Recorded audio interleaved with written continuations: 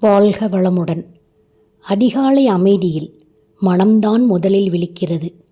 இன்னும் உலகம் கண்களைத் திறக்காத நேரத்தில் நம் எண்ணங்கள் மட்டும் நாளைய நம்பிக்கையை விதைக்க ஆரம்பிக்கின்றது.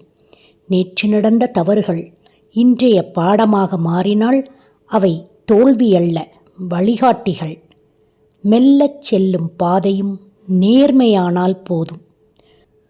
பொறுமையுடன் எடுக்கப்படும் ஒவ்வொரு அடியும் நம்மை சரியான இடத்திற்கே கொண்டு சேர்க்கும். இன்று சற்றே சிரமம் இருந்தாலும் நாளை சிரிப்பை, அன்பான அழகான வாழ்வைத் தரும். விதை இன்றே விதைக்கப்படுகின்றது. நம்பிக்கையை கைவிடாத மனம் ஒருபோதும் தோற்காது. இந்த நாள் இனிய நாளாக உங்கள் அனைவருக்கும் அமையட்டும். இனிய காலை வணக்கம் நண்பர்களே.